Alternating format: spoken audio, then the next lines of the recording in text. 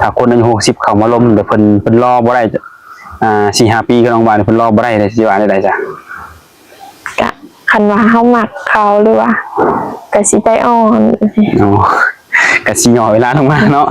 จาก4-5 ปีก็ว่าจากปีกลายเป็นเดือนก็มีเนาะเลยโอ้คือนี่ว่า4-5 ปีเนาะคือ25-27เนาะว่ากินเนาะก็คือเป็นการแบบว่าเผื่อไว้เนาะเผื่อว่าแบบว่าเจอบางคนก็ยังบ่พร้อมต่างคนต่างยังพร้อมต่างคนต่างยังเบิ่งกันก็ถือว่าอยู่ได้เนาะแต่ถ้าว่าในกรณีเจอคนที่มีอายุเพิ่นรอบ่ดนรอบ่ได้ว่าไงกันเนาะก็ค่อยว่ากันอีกเทื่อเนาะโดย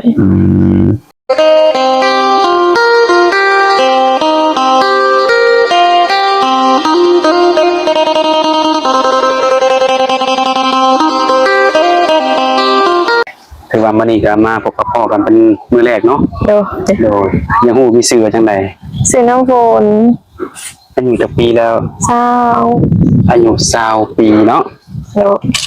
อายุ20 ปีนี่ที่ผ่านมานี่เคยสร้างครอบครัวมาแล้วบ่เคยมันบ่เคยลมผู้บ่าวบ่เคยอยู่เนาะแล้วปัจจุบันนี่จังได๋มีแฟนมีคนสนใจแล้วบ่ยังหรือว่าโสดเนาะ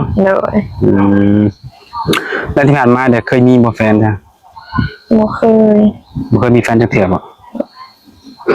ยินแต่ว่าเคยล้มจังซี่เนาะมื้อนี้ก็คือออกมาเปิดใจมันบ่ในการเปิดใจนี่จังได๋อยากได้แฟนบ่หรือว่าอยากได้คู่ชีวิตแฟนอยากได้แฟนยังบ่ทันพร้อมสร้างครอบครัวบ่ยังโอ้กะว่าจักปีจังสิพร้อมสร้างครอบครัวประมาณ25หรือว่า27ถือว่าพร้อมสละโสดเนาะการเปิดใจหาแฟนนี่คือน้องเนี่ยอายุ20 ปีเนาะเขาอยากได้แฟนนี่สิเอารุ่นเราเข้าได้เลยซ้ำกันก็ได้ลื่นกันก็ได้อายุหลายกว่าก็ได้ถืออายุนี่ก็เอาง่ายๆคือบ่จำกัดบ่หรือว่าใดๆจำกัดอยู่เอาประมาณเท่าไหร่เอาสูงสุดดีกว่าสูงสุดเท่าไหร่50-60หรือว่า60 ปีเนาะถือว่าในมื้อนี้ก็คือมานี่ก็คืออยากได้แฟนเนาะอยากได้แฟนอยากได้โอ้คนลมคือน้องก็เป็นหัวจบผู้งามแบบผู้บ่าวนี่ก็บ่มีผู้ใดเข้ามาโอ้มาลมมาจีบบ่ซะก็พอมีอยู่จังได๋บ่มักบ่เป็นอะไรคือว่าบ่มักสิว่าจังได๋ลมแล้วก็ต่างคนต่างมันก็เฉยๆนะต่างคนต่างแบบมันบ่มีจังได๋ความรู้สึกให้กันเนาะลมไปซื่อๆลมก็บ่มีความรู้สึกว่ามักฮักเนาะแต่ในความสนโตของน้องๆคนนี่ถ้าว่าอยากได้แฟนนี่อยากได้คนแบบใดจ้ะคนนิสัยดีแล้วก็ดีกับครอบครัวเฮาแล้วก็น้องเฮาโอ้คือดีครอบครัวนำเนาะแน่นอนเลยแต่คนใดการที่เขามาลมหรือว่าไปสู่เป็นแฟนนี่ก็หากเฮาก็ต้องหาครอบครัวเฮานำเนาะแล้วทุกมื้อนี้อยู่กันทั้งหมดมีจักคนอยู่นี่กันอยู่น้ำป้าน้ำแล้วก็ลุงแล้วก็ลูกป้าแล้วก็แม่ตัวเองน้ำก็หลายคนเพราะว่าท่านมีเงินเป็นของตัวเองโอ้คือปัจจุบันอาศัยอยู่เพื่อนป้าบ่มีน้องมีเอื้อยมีอ้ายบ่มีแต่น้องบ่มีเอื้อยมีอ้ายคือเจ้าเนี่ยเป็นลูกสาวกกโอ้โดยเป็นลูกสาวกกก็ถือว่ายังบ่ทันเคยสร้างครอบครัวมื้อนี้ก็คืออยากได้แฟนเป็นจังได๋ชีวิตของความเป็นโสดเป็นจังได๋เงาบ่หรือว่าจังได๋ก็สบายไปใจกันคืออยากมีแฟนใช่ป่ะเนี่ยก็อยากมีมันก็ดนแน่นะแสดงว่าไปข้างนอกนี่เห็นคนอื่นไปกับเป็นครูเนาะเลยแต่งรู้สึกว่าอยากมีคือหมู่บัดนี้เนาะด้วยความที่ว่าก็บ่เคยมีแฟนเนาะอยากรู้ว่าฟิวแฟนนี่เป็นจังได๋เนาะก็เลยต้องเลือกว่าคนนี้สิเป็นคนไทยคนลาวเนี่ยบ่เลือกคือฝั่งใดก็ได้แม่นบ่ถ้าในกรณีแบบว่าคือน้องหมดจำกัดอายุ60ลงมาประมาณนี้เนาะถ้าคนอายุ60เข้ามาล้มเดี๋ยวเพิ่นรอบ่ได้4-5 ปีก็น้องว่าเพิ่นรอบ่ได้เลยสิว่าได้จ้ะก็คันว่าเฮามักเขาหรือว่าก็ ก็สิใจอ่อน โอ้กะสิย่อเวลาลงมาเนาะ โดย จาก4-5ปีก็ว่าจากปีกลายเป็นเดือนก็มีเนาะ โดย โอ้คือนี่ว่า4-5ปีเนาะคือ25-27เนาะว่ากินเนาะก็คือเป็นการแบบว่าเผื่อไว้เนาะเผื่อว่าแบบว่าเจอบางคนก็ยังบ่พร้อมต่างคนต่างยังพร้อมต่างคนต่างยังเบิ่งก็ถือว่าอยู่ได้เนาะแต่ถ้าว่าในกรณีเจอคนที่มีอายุเพิ่นรอบ่ดนรอบ่ได้ว่าไงกันเนาะก็ค่อยว่ากันอีกเทื่อเนาะ โดย ถ้าเกิดว่าคนเคยมีประสบการณ์เคยมีลูกมีเมียมาแล้วนี่นะเขามาล้มมาจีบสิล้มกับเพิ่นได้อยู่บ่ ก็ได้ ก็ได้แม่นบ่ โดย แต่อนาคตนี่เอาเป็นผัวเป็นเมียได้บ่ ได้ ได้เนาะก็ถือว่าการที่เพิ่นเคยสร้างครอบครัวมาแล้วนี่ก็ถือว่าบ่มีปัญหาเนาะถ้าว่าได้สร้างครอบครัวเนาะมื้อใดมื้อหนึงเนาะแต่เพิ่นนี่อยากได้ไปอยู่นำนี่นะแบบต่างบ้านต่างเมืองต่างแขวงหรือต่างประเทศนี่ไปได้บ่ ได้อยู่ไปได้กับไปบ่โดน โอ้ไปวันใดไปอยู่ชั่วคราวแม่นบ่ โดย ก็ต้องแบบสไตล์แบบว่าเที่ยวไปเที่ยวมาเนาะ โดย โดยแต่ปัจจุบันนี้น้องฝนในเรื่องงานอย่างอยู่บ่ ขายเครื่องขายลูกชิ้น เป็นของตัวเองบ่ โดย โอ้เปิดมาโดนแล้วบ่ โดนแล้ว เป็นห้างใหญ่หรือบ่รู้ว่าเป็นห้างน้อย ให้น้อยๆขายปิ้งลูกชิ้น ๆโอ้โดยเป็นจังได๋ขายดีบ่ช่วงนี้ โอ้นี่เพิ่นน่ะ ผู้สาวขายคือสิดีแท้ซะเนาะบ่มีผู้บ่าวมาอุดหนุนได้บ่ บ่มี บ่มีเป็นขายได้อยู่แคมป์ทางใหญ่เลยบ่ กับโบแคมทางไงมันเป็นเงินพี่น้อง โอ้ ทางในอีก แสดง มั ว่าน คน ใกล้แคมทางอยู่ก็เลยว่าคนเที่ยวหลายก็เลยตั้งเนี่ย โอ้โดย ตั้งพี่บัดมีแต่ขี้ฝุ่นแดง มันบ่สะดวกหน่อยพี่เนาะ แม่ ฝุ่นหลายพี่โอ้ก็เลยออกไปเปิดห้างอยู่พุ่น โดย เป็นของตัวเองเนาะการเปิดห้างการทุกสิ่งนี้ต้องได้ไปเฮียนบ่รู้ว่าสามารถเปิดได้เลยเนี่ย เปิดได้เลย โอ้น้ำแจ่วเฮ็ดเองบ่ โดยเพราะว่าแม่ก็บอกเพิ่นละหน่อยนะ โอ้ แม่ก็ขายเครื่อง โด แม่ก็บอกให้ใส่หันใส่นี่เด้อก็ใส่ไปตามเพิ่น อืมเอาง่ายๆคือมีแม่เป็นเชฟเป็นคอยแนะนำให้เนาะ เลย เดี๋ยวโดยก็คือว่าปัจจุบันนี้ก็คือเปิดห้างขายลูกชิ้นเนาะอืมโดยแต่ทุกแต่ละปีก็ได้เห็ดนาอยู่บ่ เฮ็ด ใครเป็นคนนำพาเห็ดแต่ละปี มีย่าแล้วก็ปู่แล้วก็พ่อเดือนนี้หันปู่เสียแล้วเสียบางเดือนหลังมีแต่ย่า ตาเฮ็ดนานี่ผู้ใดสิเป็นผู้ขับรถไถนี่ มีแต่พ่อแล้วก็หลาน ร้านก็ใหญ่แล้วแมันบ่ดาว โด แล้วบ่ ย พี่น้องก็เฮ็ดนาได้แมันบ่ โดยได้ ดำให้ดำนาลกกายังได้เบิดเนาะ โดย แต่ในเรื่องการอยู่ในครัวเด้แต่งอยู่แต่งกินนี่เป็นเบิดบ่ เป็น ก็ถือว่าบ่ได้เป็นแต่ว่าเฮ็ดลูกชิ้นเนาะ อืม การแต่งอยู่แต่งกินแบบต้มครัวแกงยังเป็นเบิดเนาะ โดย โดยคือน้องนี่เอาง่ายๆคือเคยเห็นเนาะเคยเห็นแบบน้องออกถ่ายคลิปบ่ตะกี้เคยบ่ เคย เคยถ่ายคลิปเนี่ยถ่ายคลิปเปิดใจนี่เคย เค บ่ ย เบิ่นปานใดเลย โดนแล้วแต่เป็นปีแล้วประจักบางเดือนหลังบอกว่าไม่เห็น2-3 เดือนหลัง บ่จื้อกันก็ เอาไว้เลยแมันบ่เป็นไดโซนบ่มีบ่สาวคนเข้ามาจีบ ก็มีเพิ่นก็ไปมาๆหายหัวชาวเปิดใจก็หลายจังซี่นะ สไตล์ว่าหนุ่มโสดก็มีคนให้เลือกเนาะคนเรียกว่าคนที่เขามาคุยแสดงว่าเขาเจ้าแบบอยากได้แบบความสละโสดเลยนะเบิ่งนี้เนาะส่วนหลายเป็นแต่คนไทยคนลาวบ่ คนไทย มีแต่ กับ คน คน ไทย ลาว ระหว่างคนไทยคนลาวนี่อยากได้แฟนทางไหนหลายกว่าเนี่ย ทางไหนก็ได้ คือเท่าเทียมกันเลยแมันบ่ โดย เรามีความในใจมีความคิดว่าอยากได้ผู้บ่าวไทยมันตั้งแบบจังไดคือหลายๆคนก็อยากได้ผู้บ่าวไทยนะง่ายๆกันง่ายๆกันเนาะแต่น้องนี่แล้วใดก็ได้คนทางไหนก็ได้เนาะ โดย เคยไปเฮ็ดงานอยู่ไทยบ่ บ่เคย คิดว่าจังไดคิดวางแผนว่าอยากไปเฮ็ดอยู่บ่ ก็คิดอยู่แต่ว่าไปแม่บ่ได้จังซี่นะ อ๋อเป็นจังไดคือว่าไกลแม่บ่ได้ น้องก็ยังน้อยอยู่ อืม บ่อยากไปไกล ก็ถือว่าในช่วงนี้ก็อยู่ในระหว่างว่าดูแลแม่นำเนาะ โดย ดูแลแม่เพิ่นสุขภาพร่างกายแข็งแรงดีบ่ โดยแข็งแรงอยู่มันก็ขายเครื่องอยู่โรงเรียน โอ้เพิ่นเป็นครูบ่หรือว่าเป็นประชาชนเป็นนางไปขายเฉย ไปขายเครื่องโรงเรียนซื่อ ๆอ๋อดูก็ถือว่าหรือว่าทางแม่หรือว่าน้องนี่ก็มีห้านเนาะ โดย แม่นี่ขายเครื่องนักเรียน โดย น้องนี่ขายลูกชิ้นเนาะ โดย มื้อหนึงขายได้หลายบ่ได้มื้อหนึงเลย ประมาณ3-4แสน โอ้ แล้วมันก็ได้4-5แสน ขายดีสุดนี่เคยฮอดล้านบ่ เคยมือบุญบ้านได้ มื้อบุญแบบปันแต่งงานบุญแล้วได้เนาะ โดย โอ้ต่อมื้อละ 4-5 แสนคันต่ำแมันบ่เนี่ย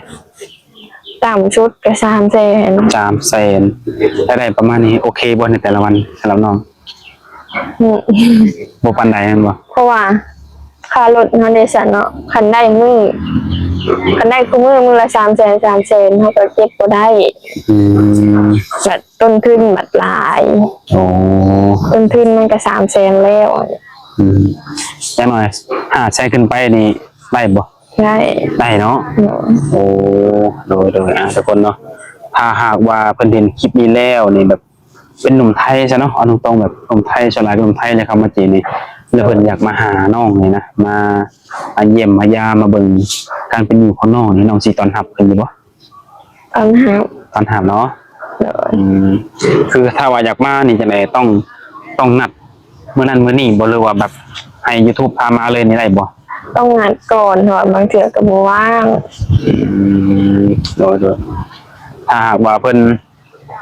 อาจจะยังบ่ทันอยากล้มกับน้องแล้วว่าเพิ่นนี่อยากมาเบิ่งตัวจริงก่อน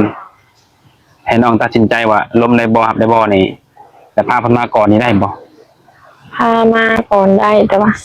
ต้องนัดก่อนเนาะสิมามื้อใด โดยอ๋อก็บ่ได้ถึงจำกัดว่าต้องเบิ่งกันประมาณเดือน2เดือนจังค่อยมาเนาะ โดย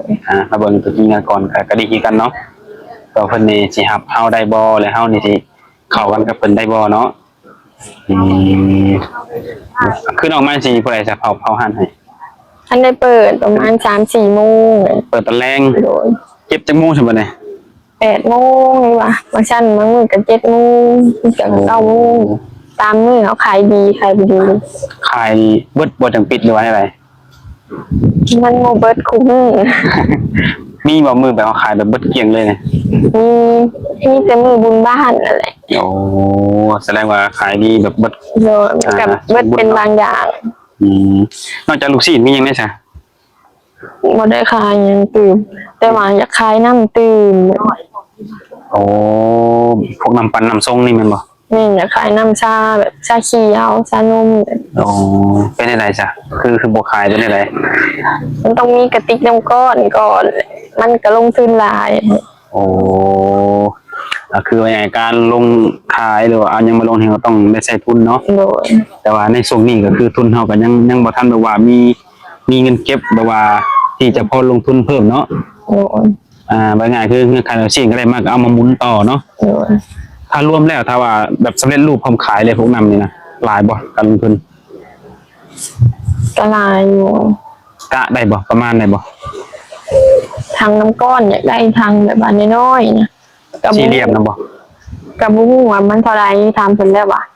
1,500หรือว่า2,000นี่แหละ อันนี้เฉพาะทำน้ำก้อนก็แบบเอาน้ำก้อนมาแช่มาเก็บเมียนเนาะ โดยมันจะอยู่ได้เบิดนี้ โดย ชื่อพวงจอกแล้วก็ท่อแล้วก็เครื่องปรุงแล้วก็ไข่มุกอย่างนี้แหละ ถ้าว่ารวมเป็นเงินบาทเนี่ยสักยกตัวอย่างจะประมาณสัก5,000 6,000นี่พอได้อยู่บ่หรือว่าบ่พอ พอได้ ได้อยู่เนาะประมาณนี้เนาะ โดย โดยแต่ว่าตอนนี้ก็มีความคิดหรือว่าวางแผนจะเฮ็ดต่อจะเฮ็ดเนาะ โดย แต่ว่าพอเรื่องการทุนว่าไงทุกมื้อนี่ก็ยังก็มีได้แพงๆเนาะนับมื้อก็ยิ่งแพงขึ้นโดยช่วงสงกรานต์นี่ก็เปิดบ่หรือว่าปิดไปเที่ยว คิดไปหาหญ้าอยู่บ้าน โอ้ย่าอยู่บ้านได้ใช่ย่า อยู่บ้านน้องอาหงน้อย ไกลบ่จัง บ่ไกลปานใด โอ้ก็คือว่าสงกรานต์นี่ปิดเนาะ โดย มีวางแผนสิไปเที่ยวทางไหนอีกบ่ แต่ละปีก็ไปทรงพระ9 วัดอย่างเงี้ยนะ ไปกับครูเราไปคนเดียว ไปกับปู่กับย่าไปกับครอบครัวทุกปี โอ้เอาบ่ได้ไปกับหมู่กับหยังบ่ หมู่กะคันอยากไปนํกะขึ้นรถไปนํกันชวนหมู่ชวนครูขึ้นรถไปนํกันใช่ไหม โอ้สไตล์ไปแบบไปเป็นครอบครัว โดย บ่ได้ไปแบบว่าเป็นแบบไปรุ่นที่5เนาะ โดย อืมสงกรานต์นี่คือนอกจากไปส่งพระนี่บ่อนแบบไปเล่นไปกินนี่บ่สำหรับน้อง ไปแต่ว่ากินไปกินเพื่อนอยู่ซ่านใช่ไหม อ๋อโดยเป็นในความส่วนตัวเนี่ยก็น้องก็กินเหล้ากินเบียร์ได้อยู่เนาะ โดย แต่ถ้าว่าผู้ชายคนที่เขามาจีบน้องนี่เพิ่นก็กินคือกันนี่รับได้บ่ หับได้คันว่ากินช่วงเป็นงานหรือว่ามีสังสรรค์มีหยังก็กินได้แต่กินคู่มือก็ยอม ดูเลยงานแน่นอนเนาะแต่บางคนอาจจะสูบยานี่มักบางคนสูบยา นัว บ่มักเนาะถ้าว่าคนสูบยานี่ตัดขาดบ่ล้มเนาะด้วยความเฮาบ่มักส่วนตัวให้อยู่แล้วตัวนี้เนาะถ้าสิถามแบบรวมๆสเปคน้องที่ว่ามักเห็นแล้วมักใช่ไหมต้องเป็นคนแบบใดหน้าตาแบบใดบุคลิกแบบใดเนาะ ชงคุณใหญ่แล้วก็เว้าจาสุภาพแบบนี้ ความสูงความต่ำนี่ใช่มักแบบใด ก็สูงหรือน้อยหนึง อืม ก็สูง ตอนนี้น้องสูงเท่าไหร่จ๊ะ ยังรู้แต่จ้ะ ยังบ่ได้แท้เทื่อแม่นบ่ เออ โอ้ดูอ่ะอาจจะแบบนี้ถ้าจะคนนอนทาว่ามักคนสูงกว่าหน่อยหนึ่งเนาะน้องก็สิบ่สูงเกินนั้น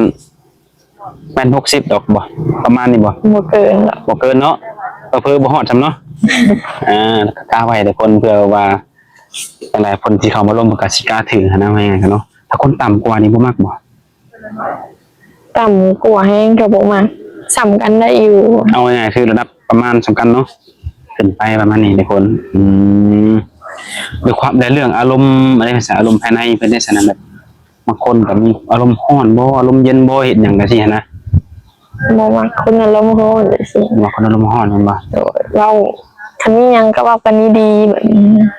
ต้องแบบใจเย็นๆเนาะ โดย ใจเย็นๆบ่เว้าแบบแฮงๆเนาะ โด บ่ ย ให้ใส่อารมณ์แบบว่าเห็นปุ๊บนี่อารมณ์ร้อนออกมาโวยวายนี่บ่มักแบบนี้เนาะ โดย คือน้องนี่เป็นคนแบบใดใจเย็นอยู่แล้วแม่นบ่